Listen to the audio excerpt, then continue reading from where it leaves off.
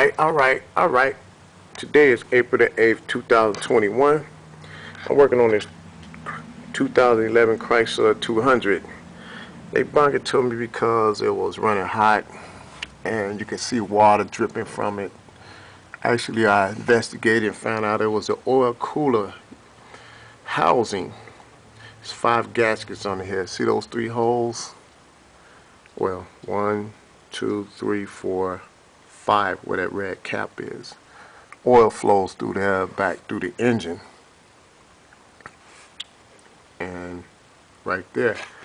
So what I did, I removed the upper intake, removed everything off of there, and found out this what it is.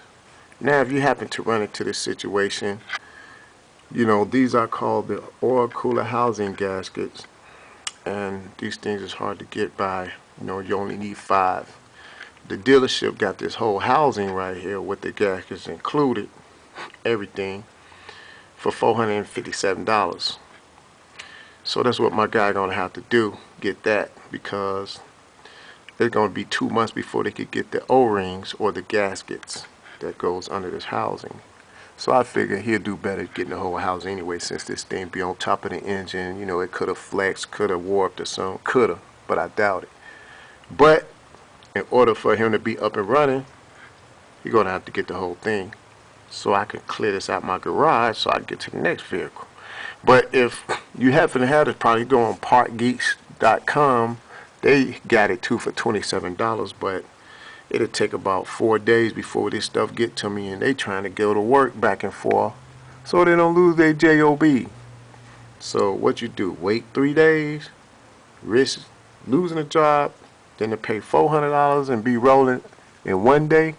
I mean, within a couple of hours, I would say, because once he get it, I can put it all back together today.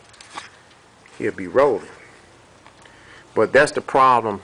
If you ever get this and you notice you got steam coming down through the valley of this engine between your heads, that's going to be the problem, man. As I say, 2011 Chrysler 200. Oil cooler housing, O-ring gaskets went bad, you know, which caused antifreeze and stuff to leak out. I use a wet dry vac to vacuum that out down there.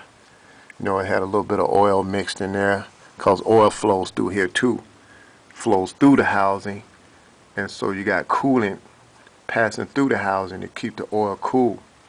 So and plus coolant flowing through the engine block through the housing, you know. But that's the problem.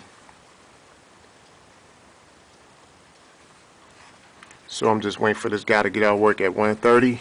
I gave him all the info to the dealership, who got what, where to go, part number, the price. So now you know. Alright, peace out.